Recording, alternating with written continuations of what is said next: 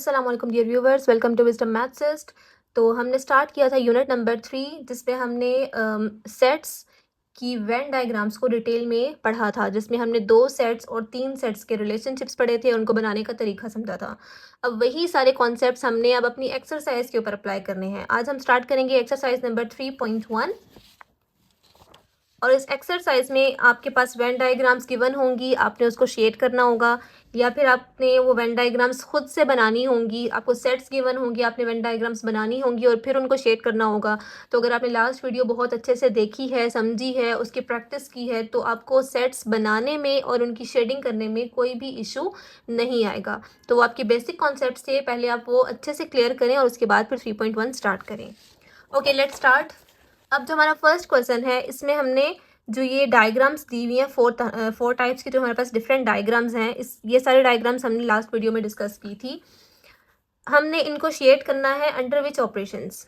A union B intersection C, A intersection B union C, A union B union C and A intersection B intersection C. अच्छा, अब आपने जैसे ये first operation है, आपने ये फर्स्ट ऑपरेशन इन चारों डायग्राम्स के ऊपर अप्लाई करना है।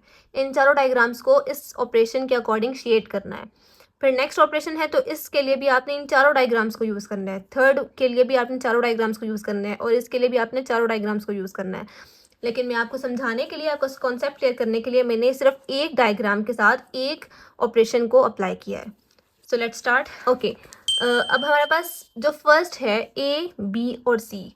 सबसे पहले तो मुझे ये आपने यहाँ पे गौर से देखना है कि इसमें कौन सा रिलेशनशिप है।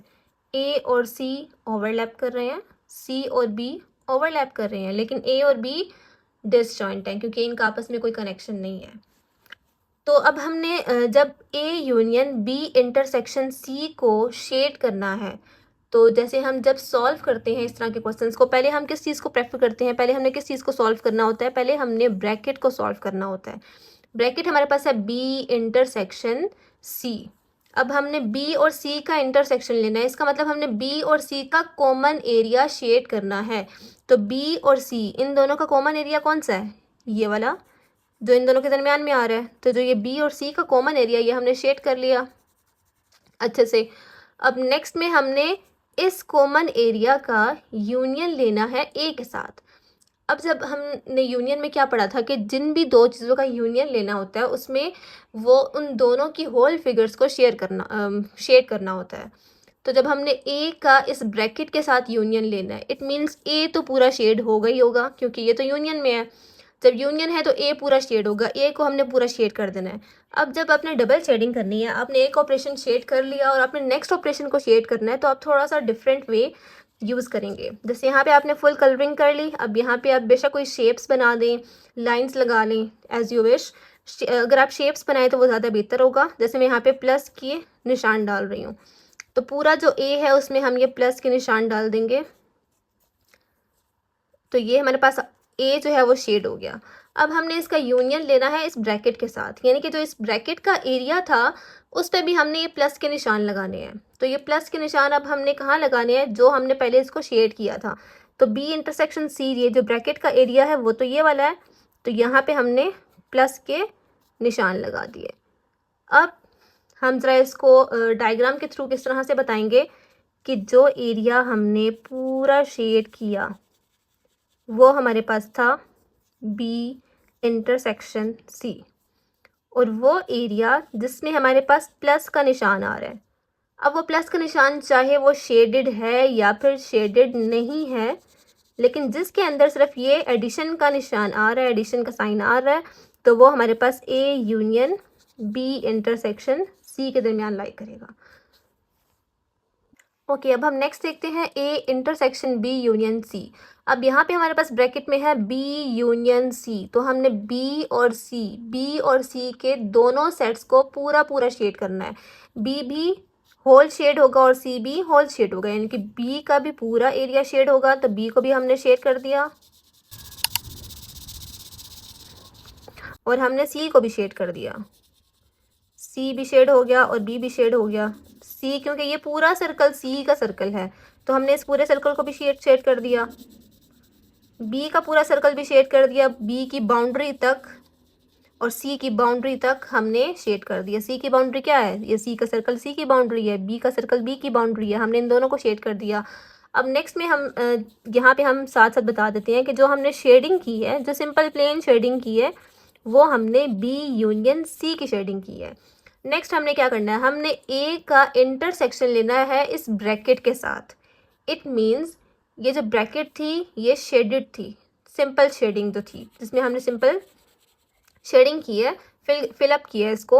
अब हमने इस एरिया में देखना है, यानी कि जो ये शेडिंग की हुई आपने इस एरिया में देखना है कि क्या इस एरिया में ए का कोई पार्ट आ रहा है, ए का कोई हिस्सा आ रहा है।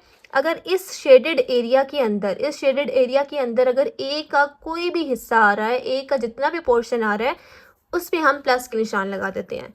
तो देखिए अब ए तो पूरा का पूरा शेड है। जब ए पूरा का पूरा शेड है तो हमने जहाँ जहाँ पे ये शेड आ रहा है और ए आ रहा है, हमने इसके ऊपर प्लस के निशान डाल दिए। इट मीन्स कि ये वो एरिया है ए वाला जिसमें शेडिंग भी हुई हुई थी और हमने एडिशन के साइन भी डाल दिए। आप कोई भी साइन यूज़ कर सकते हैं, इट्स नॉट कंपल्सरी। आप मल्टीप्लिकेशन यूज़ कर सकते हैं, आप सिंपल लाइन्स ड्रॉ कर सकते हैं, आप डिफरेंट कलर्स यूज़ कर सकते हैं। जैसे इसमें अगर आपने येलो कलर किया, इसमें रेड कलर किया, डिफरेंट कलर्स यूज़ कर सकते हैं और उनको भी यहाँ पे बता सकते हैं। जो भी आपको ईजी लगे, इंटरेस्टिंग लगे, तो आपने उसको यूज़ करना है। तो यहाँ पे हमारे पास शेडिंग प्लस एडिशन साइन, ये हमारे पास आ जाएगा A intersection B union C. Okay, next third one में हमने A union B union C. पहले हमने ब्रैकेट को सॉल्व करना है, ए यूनियन बी।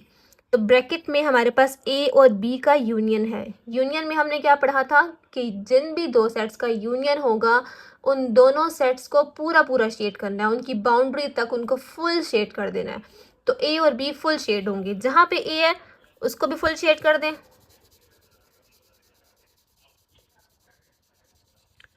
और जो बी है उस पर भी आपने प्यारे प्यारे कलर्स करने हैं, इसको भी शेड कर देना है। आप कलर्स कर सकते हैं, इसमें रेड कलर कर सकते हैं, येलो, ग्रीन, ब्लू, अपने फेवरेट कलर्स कर सकते हैं इसमें। ए और बी दोनों हमारे पास पूरे पूरे शेड हो गए हैं।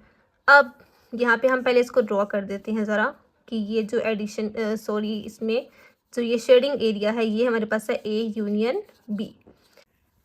अब हमने इस पूरी ब्रैकेट का यूनियन लेना है सी के साथ। इट मीन्स ब्रैकेट का जो पोर्शन है ये भी और सी का जो सेट है ये भी शेड होगा, यानी कि ये भी उसमें आएगा, क्योंकि यूनियन में तो हमें पता है कि जो जो सेट आ रही हैं वो पूरे पूरे शेड हो जाएंगे। अच्छा, अब हमारे पास ए यूनियन बी का एरिया कौन सा था, ये सारा shaded area A union B का था। अब हमने सी को भी शेड करना है, सी का भी इसके साथ यूनियन लेना है, इसका मतलब सी भी पूरा शेड होगा। सी पे हम थोड़े से डिफरेंट शेडिंग यूज़ करते हैं। यहाँ पे हमने एडिशन के साइन ड्रॉ कर दिए पूरे सी के अंदर। तो हमारे पास आंसर में क्या आएगा हमारे पास आंसर में क्या आएगा, अब हमारे पास आंसर में सी का पूरा एरिया जो एडिशन के साइन थे वो भी शेड हुए, और इसके साथ जो इसका पूरा एरिया था ए यूनियन बी का वो भी शेड हो गया, क्योंकि ए यूनियन बी का तो ये फुल एरिया था जो शेड था। यहाँ पे भी हमने एडिशन के निशान डाल दिए और जो सी था उस पर भी हमने एडिशन जो है वो ड्रॉ कर दी। इट मीन्स कि जो शेडिंग विद एडिशन साइन और एडिशन साइन विदाउट शेडिंग, ये पूरा का पूरा A union B union C में आ जाएगा। तो पहले आपने सिर्फ ए और बी का यूनियन था उसको पूरा पूरा शेड कर दिया, फिर जब सी का यूनियन लेंगे तो हमने सी के साथ जो भी एडिशन के निशान डाले या फिर लाइंस डाली या कोई और कलर यूज़ किया, आपने उसको पूरे के साथ कर देना है, ए और बी का यूनियन यानी कि इस पूरी ब्रैकेट के साथ और सी। तो हमारे पास इसमें कौन सा एरिया आ गया, एक वो एरिया जिसमें कलरिंग भी की हुई थी, शेडिंग भी की हुई थी और साथ एडिशन के साइन भी डले हुए थे, और एक वो एरिया जिसमें सिर्फ एडिशन के साइन डले हुए थे। तो इन शॉर्ट ये पूरा एरिया हमारे पास A union B union C में आ गया। जैसे कि हमने लास्ट वीडियो में कहा था कि जब भी यूनियन होगा तो सब कुछ शेड हो जाएगा, सारे सेट शेड हो जाएंगे। तो इसमें इन दोनों में यूनियन था, A union B union C. तो जब तीनों सेट के दरमियान में यूनियन हमने फाइंड करना है तो हमने इन तीनों को पूरा पूरा शेड कर देना है। नेक्स्ट हमारे पास है A intersection B intersection C. पहले हम ब्रैकेट को देखेंगे, बी इंटरसेक्शन सी। तो क्या बी और सी के दरमियान में कुछ भी सेम है? नो, हमारे पास तो बी और सी के दरमियान में कुछ भी सेम नहीं है, तो हमारे पास तो एम्प्टी आएगा एरिया। क्योंकि इसमें कुछ भी सेम नहीं है, ये दोनों डिसजॉइंट हैं। जब दोनों सेट्स डिसजॉइंट हो तो उसमें कोई शेडिंग नहीं होती, क्योंकि उसमें कोई कॉमन एरिया नहीं होता। अब नेक्स्ट, अब हमने जो हमारे पास ये इंटरसेक्शन आया है, इसका इस ब्रैकेट का इंटरसेक्शन लेना है ए के साथ, क्योंकि हमारा ये इंटरसेक्शन क्या था, ये तो खाली सेट आया था, ये तो एम्प्टी था, इसमें तो कोई शेडिंग ही नहीं हुई थी। तो जब कोई एरिया था ही नहीं तो उसको हम इसके साथ कैसे मैच कर सकते हैं, इसमें कैसे कॉमन एरिया आएगा जब यहाँ पे कोई एरिया ही नहीं आया हमारे पास। तो जब बी और सी का इंटरसेक्शन एम्प्टी हो गया, उसमें कोई शेडिंग नहीं हुई, तो इसके साथ हम किसी भी सेट की जब इंटरसेक्शन लेंगे तो वो भी हमारे पास एम्प्टी ही होगा, उसमें भी कोई शेडिंग नहीं होगी। तो होप सो स्टूडेंट्स आपको ये चीज़ें समझ आ गई होंगी। लास्ट में हमने डायग्राम्स बनाने का तरीका देखा था और आज हमने इसमें शेडिंग करने का तरीका देखा है कि किस तरह से हमने इसमें यूनियन की और इंटरसेक्शन की 3 सेट्स के अंदर शेडिंग करनी है। इसको आप अच्छे से प्रैक्टिस करें और जो इसके बाकी पार्ट्स हैं आपने इसी के अकॉर्डिंग उन पार्ट्स को सॉल्व करना है। जज़ाकल्लाह।